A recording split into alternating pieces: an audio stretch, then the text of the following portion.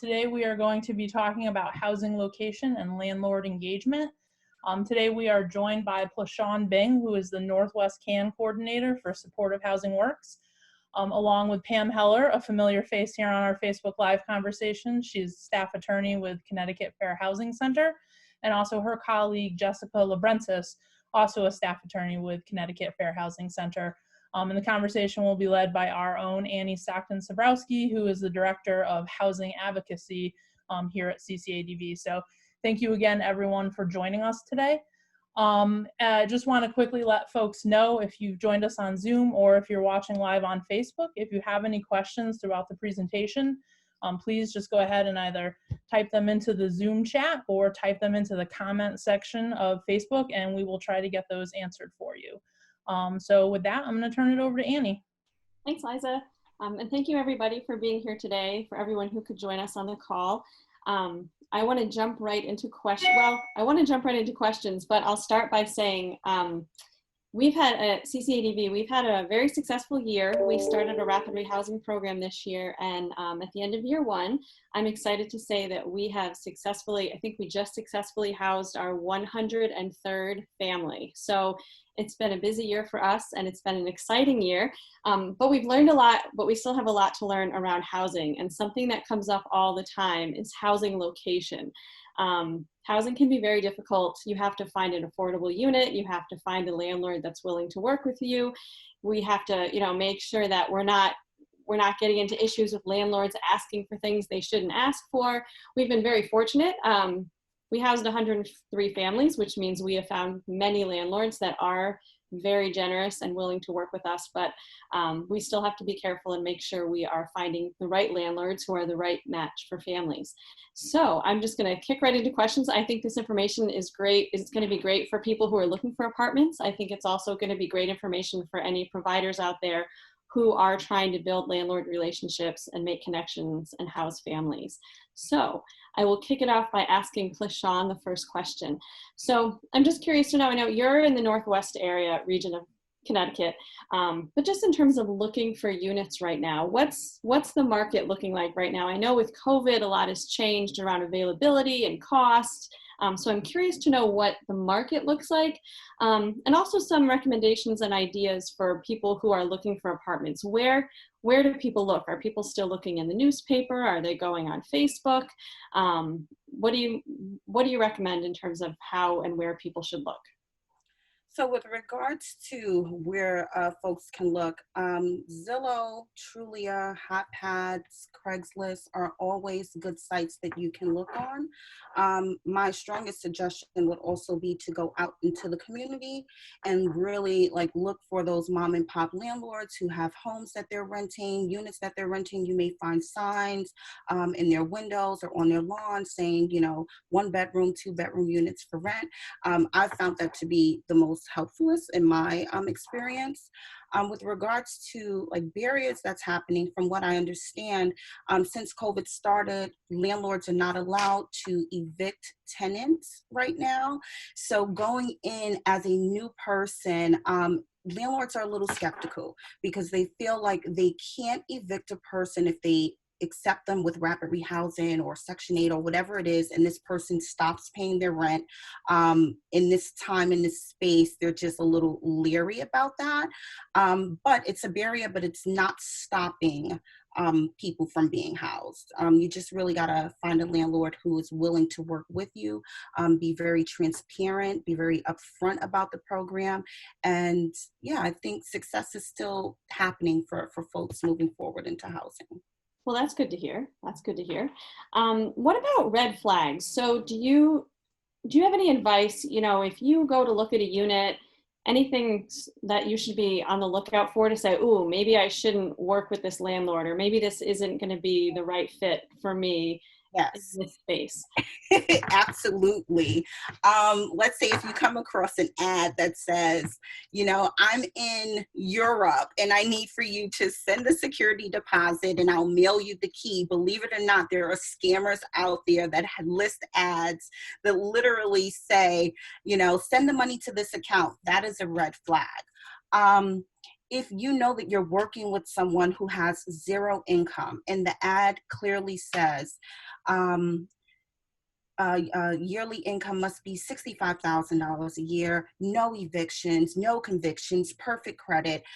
For me personally, going into a housing search, my goal is to identify with that landlord who is going to work with me. So if I know that, you know, if I come across something that says that, and I know that my client does not meet that exact criteria, I'm not going to go down that avenue. It's not like a red flag, but you know, you just don't want to put your time and energy into something that really is not going to pan out till lease signing. Makes sense. Makes sense. Thank you. Okay, I'm going to turn it over to Pam and Jessica for a minute. And I love this dynamic because I think it's going to be great to get the perspective of Plashawn, who has experience going out there and looking for units and developing the relationship with landlords. But then we have Pam and Jessica who can talk about, okay, legally, what are the rights? What can we do? What can't we do? So I think we're going to have some great perspective in this conversation. So barriers, so that, you know, when you're working with anyone who's looking for housing, right, these housing providers, there's going to be barriers, whether for in CCADV, a lot of the times it's the DV, it's the DV history, it might be poor credit, it might be bankruptcy. So when you're looking for apartments, like I want to learn more about what are people's rights, you know, like when landlords ask you, can I do a credit check on you? Can I ask what your income is? So I just want to get a better understanding of, and I want the viewers to get a better understanding of what are people's rights, what can they be asked when they're looking for a unit. So I will start with Pam and ask about the credit check. So a lot of times landlords are asking for credit checks. Is that okay? Is there any way to not have to do that? Or is there any way to provide a credit check, but, you know, still work around maybe a poor credit history? Oh, I think you're still on mute, Pam. Sorry about that. Yep. So a couple things. Absolutely. You know, if landlords can ask for credit checks, and it is something that we do see a lot. However, they should be asking everyone, and they should be asking everyone at the same time in the application process. So it shouldn't be that because you have a voucher, the immediate, you know, thing is, well, I need a credit report. If landlords ask everyone for a credit report up front, then great. But people shouldn't be asked for credit reports based on their membership in a protected group, which includes using a voucher or other government assistance. It should be a universal thing. You also bring up this question of, well, what if there's something on the credit report? So sometimes we have folks who have credit issues due to medical bills, and these are disability related issues, and they can seek reasonable accommodations to ask landlords to overlook credit issues that are related to a disability. So, you know, and that's also, we don't have this on the list, but that's also true with criminal records, which sometimes come up at the same time as a credit check. So there are workarounds sometimes, and I also encourage people who are in the housing market to get a copy of their credit report. Those are available online. They are free. A lot of times they have incorrect information, so it's important to kind of know what's on there. And sometimes landlords will take the one you have, and then you can sometimes avoid paying a fee for an application. So that's another thing to try. Not everyone will do that, but that is a possibility for some people. Thank you, Pam. And then I'll ask Jessica about income. We were actually having a brief conversation about this before this Zoom call started, about asking for income, because we have a lot of folks that we work with in our program and in a lot of other programs where they start with no income. So again, and maybe it's similar to Pam's answer, but you know, can they ask for income? Can they require that they make a certain amount of income? Can they deny based on income? So could you share a little bit about the income side of things? Sure. Landlords generally can ask for what someone's income is and what someone's source of income is. And so, you know, I think that is kind of an important preliminary question for landlords. And that's something that in almost all situations, an applicant or tenant is going to have to disclose what their income is. But what's very important in Connecticut is that there are state protections for lawful source of income. So landlords can't have a preference for income from employment. And landlords can't say, like sometimes we'll see in ads, must have a job, must have income from employment. Those types of requirements will discriminate against people who have vouchers who may not have income for employment, and may also have a disproportionate and discriminatory impact on people with disabilities who may receive SSI or SSDI due to their disabilities. So landlords in Connecticut have to accept any type of lawful source of income, which can include housing assistance vouchers, Social Security or SSI, alimony or child support, and other types of assistance. And so that applies to almost all landlords in Connecticut other than owner-occupied duplexes. So if it's a duplex and the owner lives on one side of it, then they don't fall within the Connecticut anti-discrimination statutes. In terms of landlords who require that applicants make a certain amount of money per month, oftentimes we see requirements that landlords want tenants to make 3 times the amount of rent. There is some discretion for landlords to have income requirements, but in cases where someone has a voucher like Section 8, the program has already done a determination of what's affordable for that person. So I think, and typically they only pay 30 to 40% of their income to go towards rent, and the voucher will cover the rest. And so I think, it's kind of an open question whether a landlord can have this really stringent income requirement, because it could sort of, in practical purposes, weed out people with vouchers, whether intentionally or not. So I think if you're seeing landlords that are requiring, some people to make like 4 times the amount of rent, that is something that is a little suspect, and you may want to seek legal advice. Thanks. So Pam, something that, I'm interested in this one in particular. So can they ask you for proof that you are a US citizen, or can they ask you, if you are undocumented as a landlord? Is that a right they have? No. So landlords should not be asking about your immigration status at all. Because the only reason that could be relevant is if you intend to discriminate, right? So, the national origin is a protected class.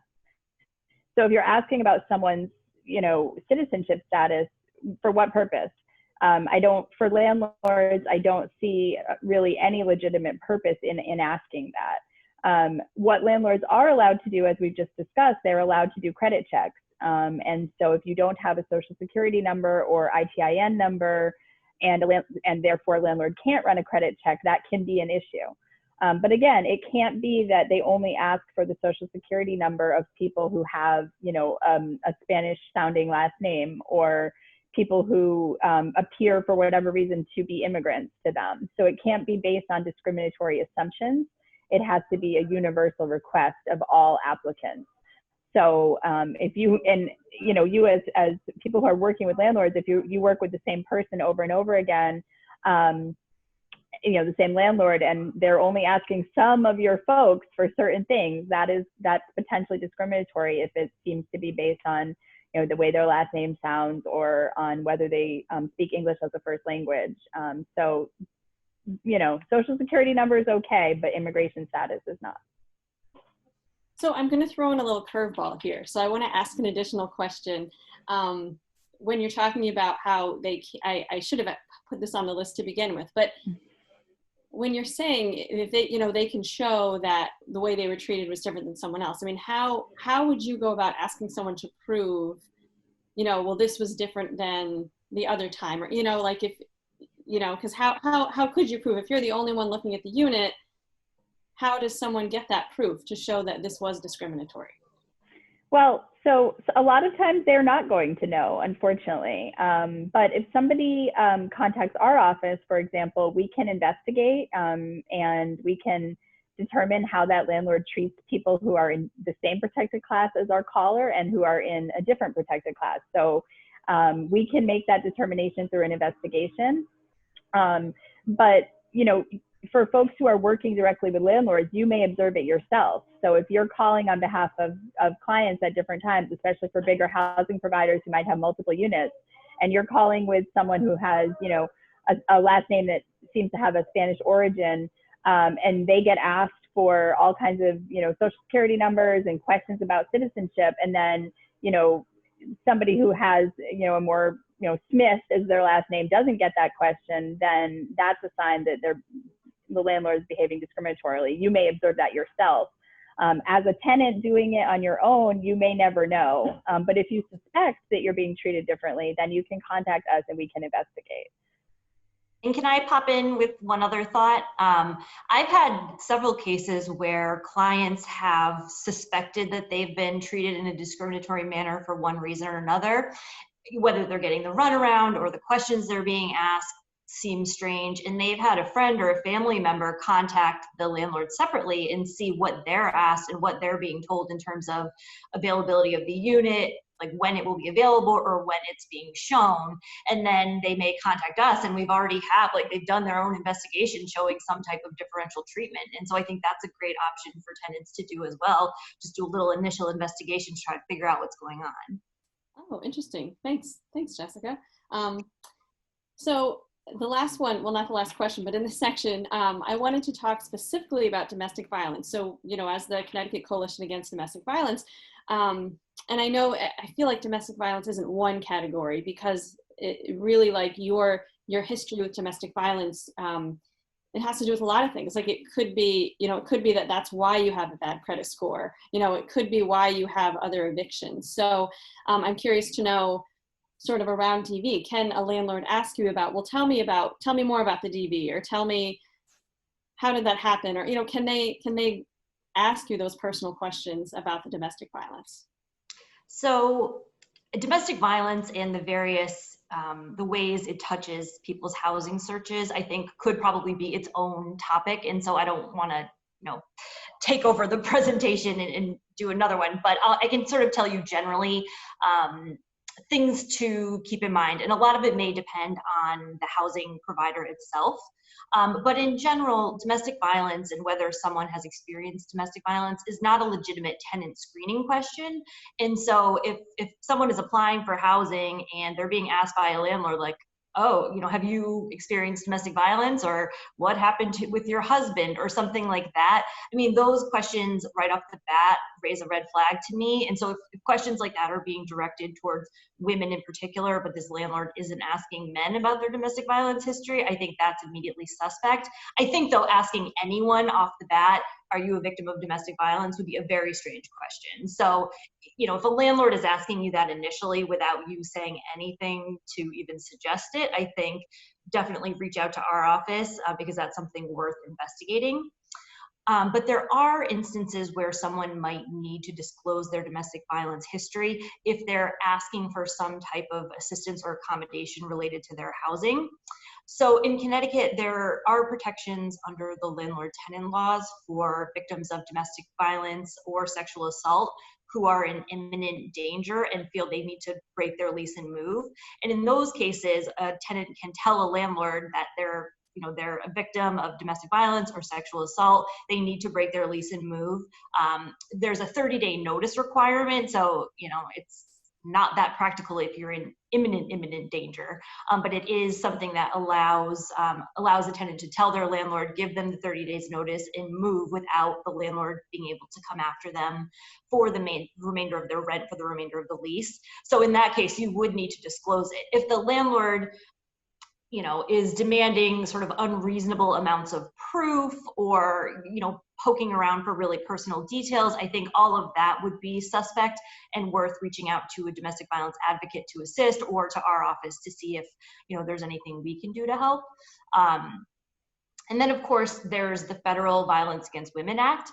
And so that applies to, all different types of housing providers who are public housing agencies, owners of public housing, owners of in-place Section 8 housing, and any type of federal assistance.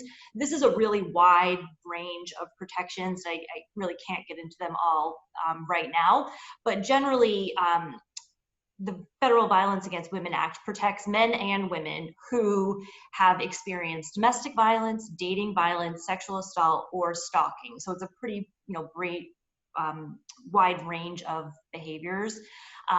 It can also apply to men, as I said, women and non-binary people. So there's a lot of people who can take advantage of the Violence Against Women Act protections. But under the federal law, applicants and tenants can't be denied assistance or have their assistance terminated due to domestic violence, dating violence, sexual assault, or stalking. And so this can include asking an owner or a housing authority to overlook a poor credit history if it's a result of domestic violence, overlooking a poor or lack of an employment history or job loss if it's a result of domestic violence, asking a landlord to waive certain financial considerations, such as like a past failure to pay rent if that stemmed from domestic violence.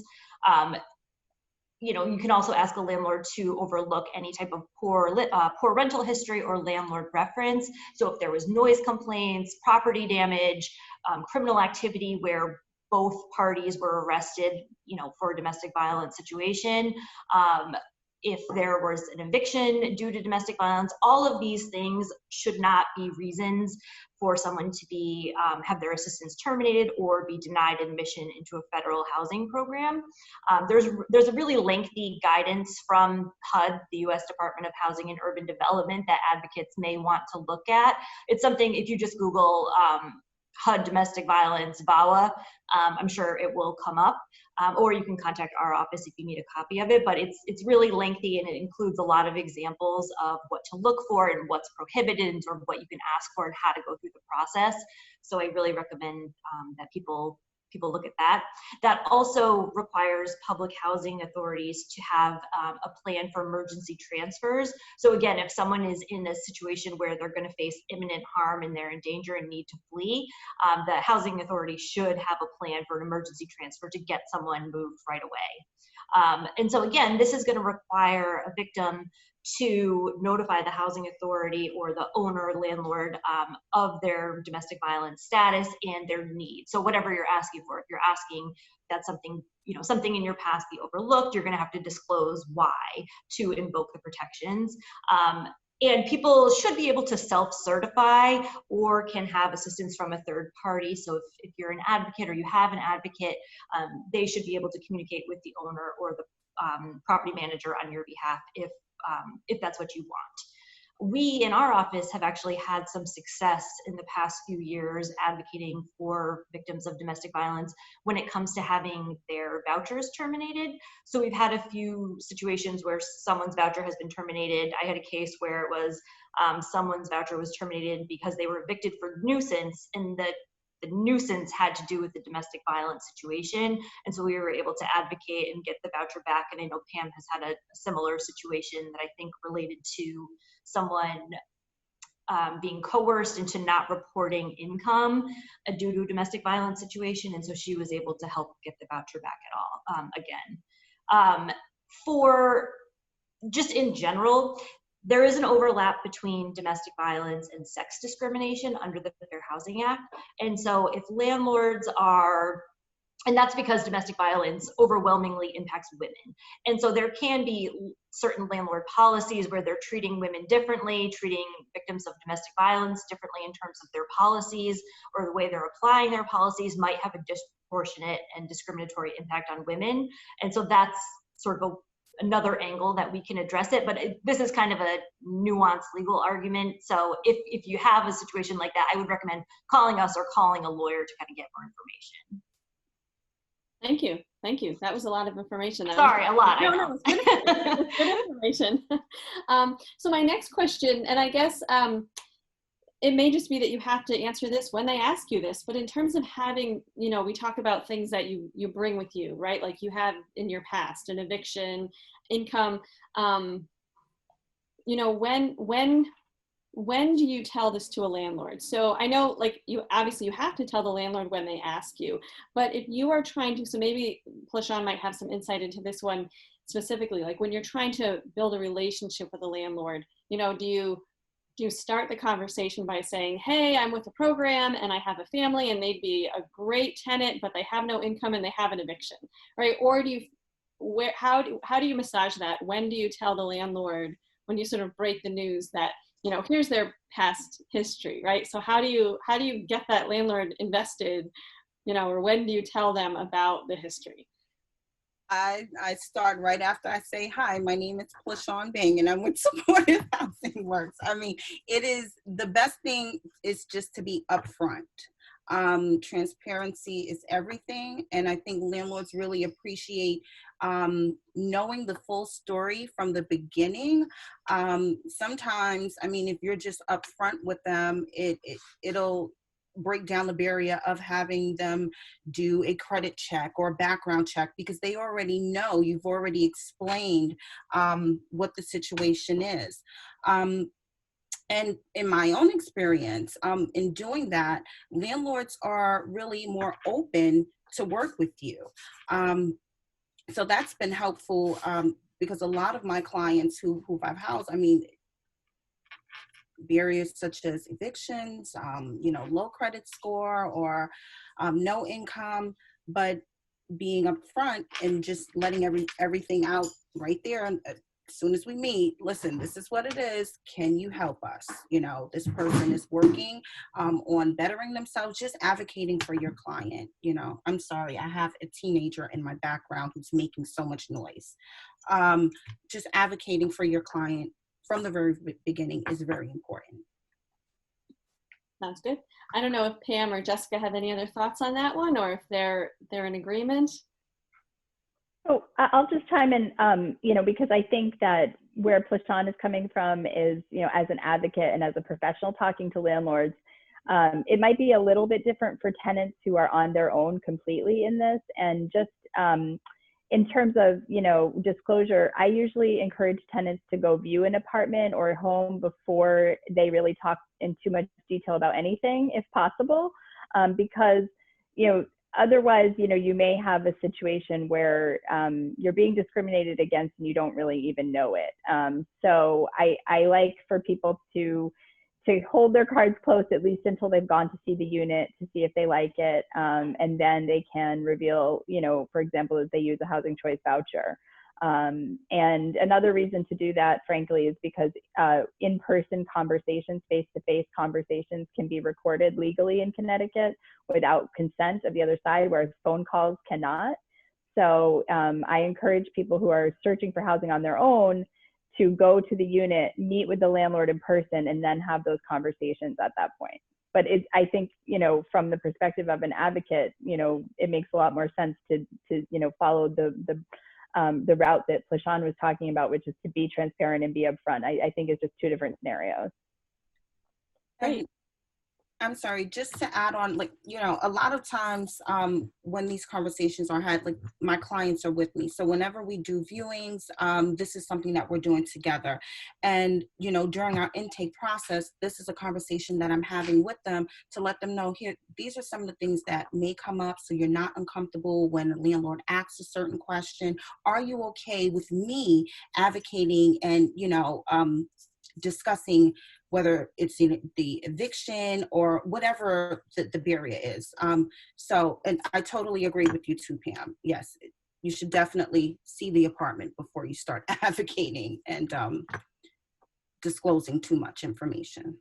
And one thing I just wanted to pop in and add has to do with criminal history. I think Pam mentioned this a little bit before, but criminal history and a background check is something that a landlord is often going to want to do.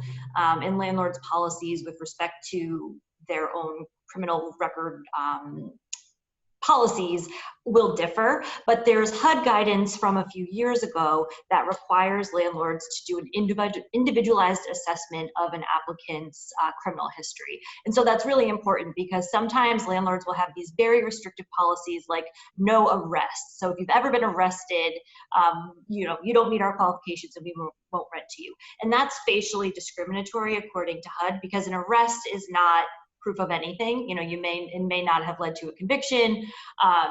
It may have been something really low level that doesn't have anything to do with your suitability as a tenant.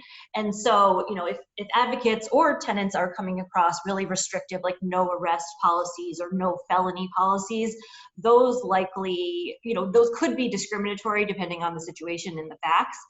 And landlords are really supposed to now do an individualized assessment to look at when the offense occurred, look at the nature and the severity of the offense, look at how old was the person at the time of of the offense, and then their history as a tenant before and after the offense. And so it really should be a lot more nuanced than, oh, you have a felony, I'm not renting to you. And so that may be something to raise and to deal with and like present mitigating information once, you know, ideally you would be like accepted as a tenant and then try to negotiate that. I know that may not always be possible, but I think advocates in particular can really try to help present this mitigating information and kind of encourage landlords to look at when it occurred, what it was, and show other reasons that the person would be a good tenant.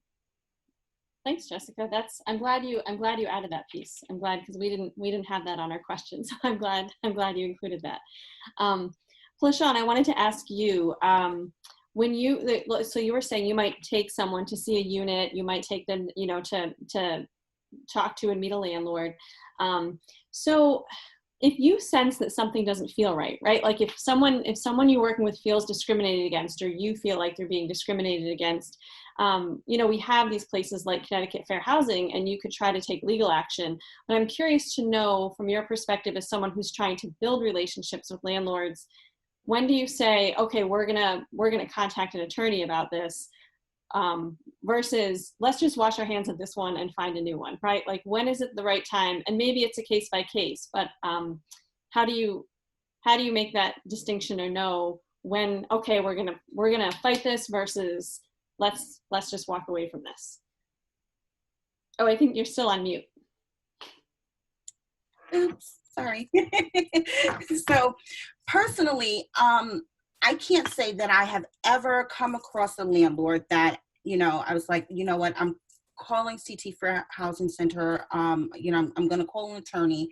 A lot of times, like I said, me personally, if I come across a landlord that I know he's just not going to work with me for whatever reason, I try to move on. However, during that intake process, I like to give my clients the information with regards to what their rights are as a tenant, what that looks like, when you go out to meet landlords. If you feel like you're going to be, or you feel like you have been discriminated against, we do have the number to CT Fair Housing Center, and that is something that I do give the clients. Now, personally, I can't say that anyone has ever come back to me and said, oh, I had to, you know, call because I felt like this landlord, you know, was just discriminating against me. Because my goal and my mission from the moment that I meet with these clients, I'm working to find something safe, affordable, and house them very quickly. So my goal is only to look for those landlords that understands that and is willing to work with me. That's it. Like, I don't, my vision is tunnel vision. When it comes to housing, I don't have time to entertain the landlords who, well, you know, let me think about it. And, oh, you know, send me 10 references, or, you know, the credit report is $100. I don't do it. I move forward. But if I did ever come across a landlord who was just really being, you know, not working with me, and I felt like there was some things that were not right, of course, that would be the route that I would go, to call CT Fair Housing Act. So Pam and Jessica, when someone, so I mean, luckily when people, you know, people are working with Plashawn, they have that added benefit of having Plashawn as an advocate and a support. But if you are someone on your own trying to maneuver this, and you feel like you were discriminated against, what should someone do? We suggest, you know, if an advocate feels like a client's being discriminated against, or if a tenant feels like they're being discriminated against, we always suggest that they call us and do an intake, and we can advise or investigate, you know, sort of as every case is different, so as the case requires. But I think some good rules of thumb for your housing search are trying to communicate in writing with the landlord. Oftentimes landlords will make explicitly discriminatory statements in writing, you know, in text message, in email. So those are helpful to have, so we know kind of what's going on. I think documenting your housing search is really important. So keeping a list of what places you've called, who you talked to, what you were told, what places you went to see. Sometimes when people are in a housing search, particularly if it's an emergency situation, you know, you're contacting people on Zillow all the time, and you're like having a million phone calls, and you might forget, who you talked to, who told you what. So keeping all of that straight is important. It's also important, if you were rejected for a discriminatory reason, to have documentation of what you did after in terms of trying to find a house to substantiate your damages. So that's just something from like a legal perspective. It's good when people kind of have their ducks in a row after the discrimination. As Pam mentioned, we do recommend, if someone's going to look at a place in person, they can record the conversation between themselves and the landlord without the landlord's knowledge. You cannot record a phone call without someone's consent, so don't do that. But you can record an in-person conversation, especially if you're kind of getting a weird vibe from emails or phone calls you've had. It might be good to record it just in case. Hopefully nothing happens, but if it does, at least you'll have proof. Or if you're not comfortable doing that, having an advocate like Plashan or having a friend or family member come with you, they could be a really helpful witness, because at least the both of you have heard what happened. So it's good to bring somebody else if you can. We also see cases where someone thinks they've been discriminated against and they tell the landlord, I think you're discriminating against me because I have kids or because of my voucher. And that kind of puts the landlord on notice, and that can impact later efforts to investigate. So I think, if you feel like you're being discriminated against, probably better to call us rather than tipping them off, because we may not be able to investigate as effectively. We also suggest people are mindful that any communications about your housing search or about discrimination in general can be a part of your case if you do go forward with filing a case. So just be mindful of what you're putting on social media, what you're texting people about, and kind of focus on your own feelings or your own perception. But just be aware that if you file a case in litigation, really anything in writing can come out. And then we also suggest people, they can call us if they want to talk to a lawyer and sort of get information, but they can also contact the Connecticut Commission on Human Rights and Opportunities, which is the Connecticut state agency that handles housing discrimination complaints and employment and public accommodations complaints. And they can help people put together a complaint affidavit and go through the investigative process even without an attorney. So you don't have to have an attorney.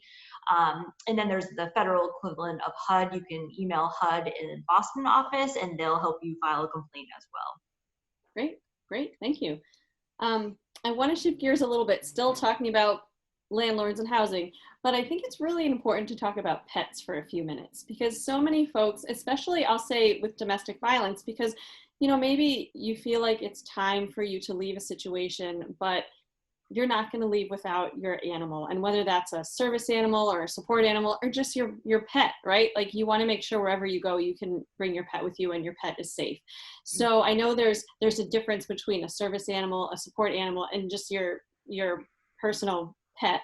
So I was hoping that Pam could talk a little bit about the difference, and then Plashan could talk a little bit about, and everyone could talk a little bit about just sort of how do we make sure that we can bring our service animals, support animals, but also how do we negotiate with landlords if we just have a pet and we want to bring our pet with us into our home? So I'll start with Pam. Great. Yeah, so there is a distinction between a service animal, companion animal, and a pet. So for purposes of housing, the distinction between a service animal and an emotional support or companion animal really isn't significant. That's much more important for accommodation situations, such as going into stores and things of that nature. But for housing, there's really not a important distinction there. So a service animal is generally an animal that's been trained to do a specific task for a person with a disability that's related to that disability. So the sort of typical thing people might think of is a dog that helps someone who is visually impaired. But there are many different types of service animals that perform all sorts of tasks for people. I had someone recently whose animal helps him with balance. So that's a service animal. A support or companion animal is also provides someone with a need related to their disability. It's just in that instance, their disability is going to be a mental health related condition. And so the animal would be, helping with a symptom of that. So both of those types of animals are covered by the Fair Housing Act, and they are protected in almost every type of housing. So as long as the property is considered a covered dwelling under the law. So almost everything except owner-occupied 2 families again. The service or support animal must be allowed by the landlord. There's almost no exceptions. The main one is if that particular animal has some type of concern. But it can't be a breed restriction. It can't be that, oh, I don't rent to people with pit bulls. Doesn't matter if it's a service animal or not. So a breed restriction is not allowed. Even type of animals, like, usually these are dogs and cats, but other types of animals have been determined to be covered by the Fair Housing Act. So it's a pretty broad protection. All that the person really needs is a letter from a medical provider. And I would encourage, people to have that ready, but not necessarily to disclose it up front, but to have a letter from a medical provider ready to show that you need the animal. Very few instances where the purpose of an animal doesn't require a letter from a medical provider. I think that answers the question that you're looking for, but people who are in situations where they need to flee and they have a service or support animal should feel confident that unless they're moving to an owner-occupied 2 family, the fair housing laws will protect them in bringing that animal with them. And so totally different than a pet. So we don't even think of them in the same category. But I'll hand it over to LaShawn to how you deal with pets then.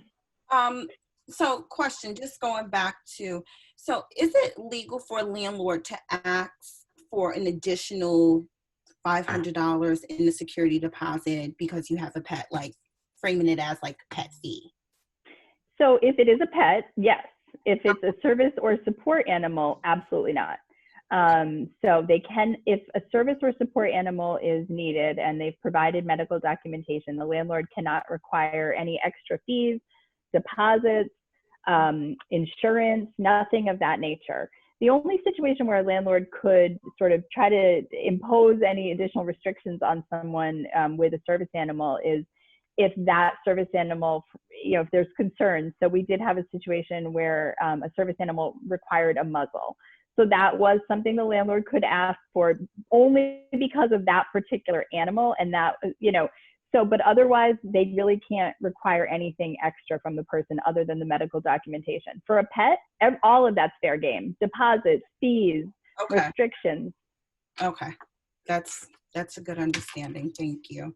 For myself, once again, when I'm looking for housing, if the ad says no pets, and I know that my person has a pet, 9 times out of 10, I'm not going to go that route. However, in the event that this is a service animal, then it's documented. The landlord can't discriminate, and that is exactly how I would go about trying to get that person into this unit, especially if it's an apartment, if they love, I just want it, that's when I'll go in and I'll advocate. And then if they ask for proof, then we'll be able to provide, the letter from their doctor. But I think, once again, knowing who you're working with, if they have a pet, whatever other issues are going on, knowing that from the beginning helps you identify that unit for them. So that way you're not stuck with a landlord who's just like, nope, I don't want pets and I'm not taking pets and this is just not happening. I don't care if it's a service dog or, so yeah, just being very mindful of those ads. And when you're talking to these landlords and your person has an animal, you let it be known up front. Do you take pets? And if it's a yes, then yeah, we're good to go. But thank you, PM, for letting me know that, because I did not know that there was a difference between them being able to charge for just pets and the service animals. So thank you. And I can add just a couple other things if that's okay, Annie. Sure.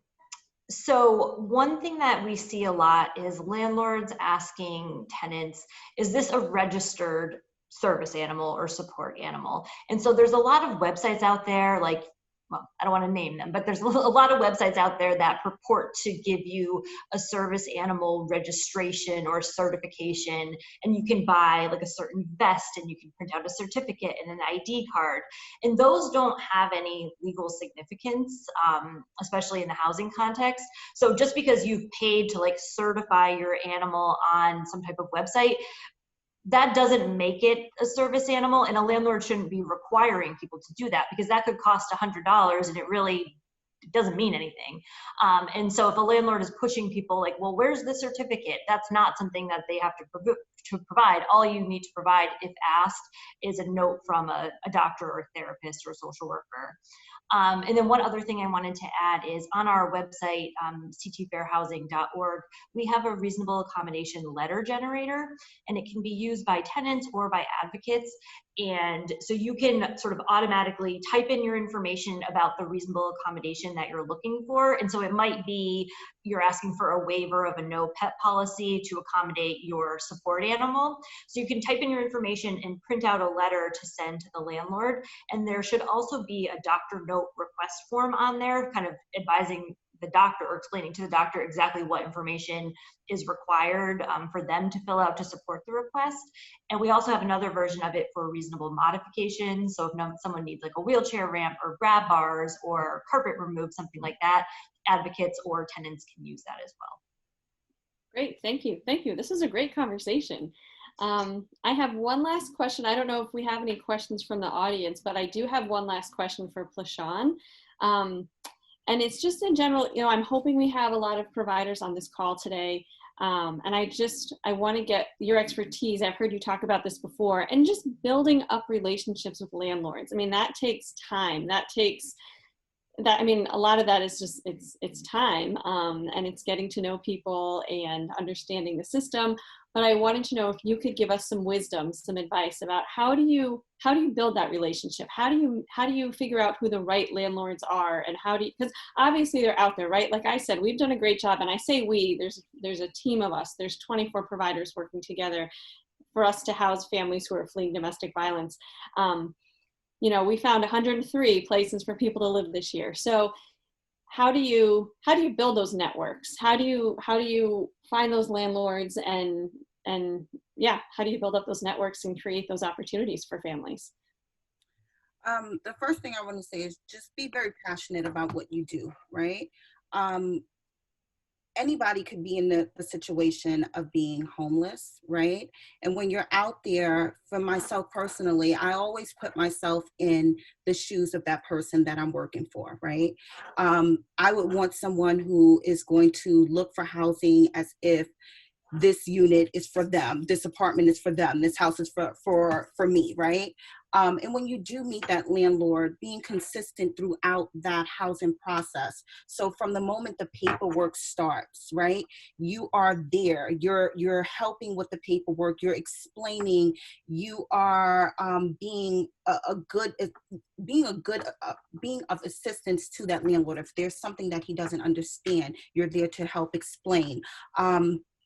Throughout the inspection process, make sure that you are working with the landlord. If there's things that are in the unit that needs to be repaired, that you're there consistently to help him. Listen, this is what needs to be done. I can reschedule, just being accommodating.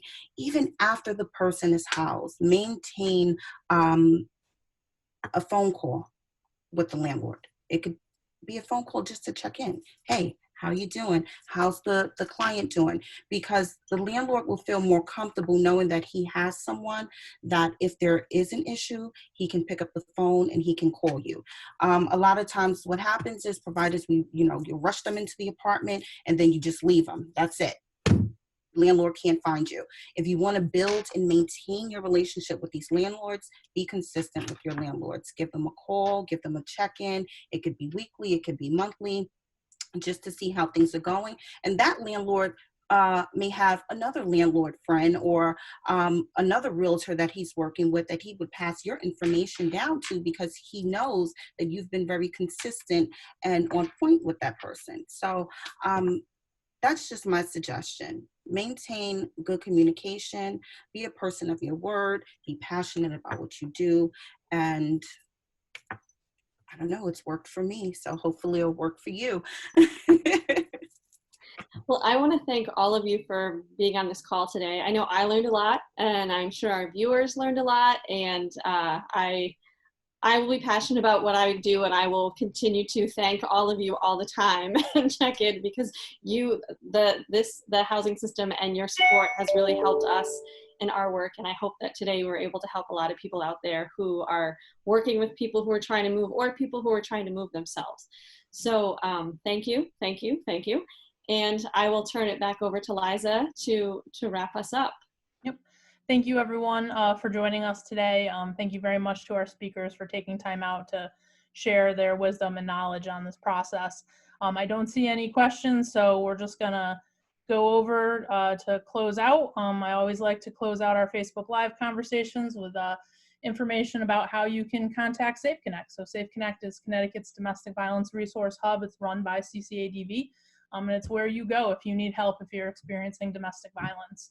All of our services are confidential, safe, free, and voluntary, and bilingual services are available.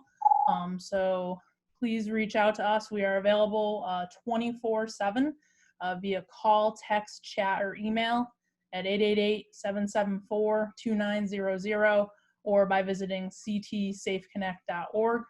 Once you speak with a Safe Connect advocate, you will get referred to your local CCADV member organization. These are our 18 member organizations around the state ready to help you if you are experiencing abuse at home.